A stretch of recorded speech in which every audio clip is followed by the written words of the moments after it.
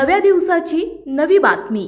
शिरसगाव काटा तालुका शिरूर समाजातील ग्राम महसूल अधिकारी प्रमिला नागेश वानखेडे वय वर्ष 44 यांना 7,000 रुपयांची लाच स्वीकारताना लाचलुचपत प्रतिबंधक विभागाने रंगेहात पकडले।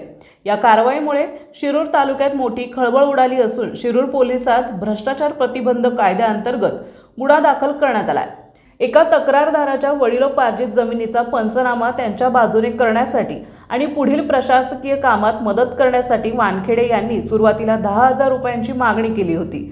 तक्रारदाराने या प्रकरणी लाचलुचपत प्रतिबंधक विभागाकडे दाद मागितली। 16 जानेवारी रोजी नवरे तळेगाव रोडवरील छत्रपती संभाजी चौक येथे सापळा रचण्यात आला। तडजोडी अंती 7,000 रुपये लाच घेण्याचे ठरले होते। दुपारच्या 2 वाजण्याच्या सुमारास ही रक्कम स्वीकारताना पथकाने वानखेडे यांना ताब्यात घेतले। या प्रकरणाचा पुढील तपास पोलीस उपअधीक्षक भारती मोरे करीत आहे। या कारवाईच्या निमित्ताने शिरूर तहसील कार्यालयातील भोंगळ कारभाराबद्दल नागरिकांनी तीव्र संताप व्यक्त केला आहे। तालुक्यातील अनेक समाजामध्ये तलाठी वारसाच्या नोंदी, खरेदीच्या नोंदी आणि पंचनाम्यासाठी नागरिकांना वेठीस धरत असल्याच्या तक्रारीत आहे। तहसील कार्यालयातील हक्क नोंद विभागात साध्या कामासाठी 6-7 महिने प्रतीक्षा करावी लागते।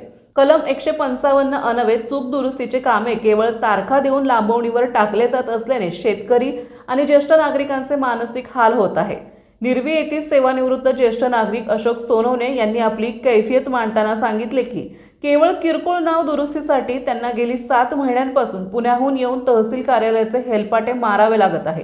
प्रत्येक वेळी केवळ पुढील तारीख देऊन त्यांना माघारी धाडले जात आहे। महसूल विभागातील या दिरंगाईमुळे आणि भ्रष्ट प्रवृत्तीमुळे सामान्य माणसाचा संयम संपत चालला असून वरिष्ठ प्रशासनाने याकडे तातडीने लक्ष द्यावे अशी मागणी होत आहे।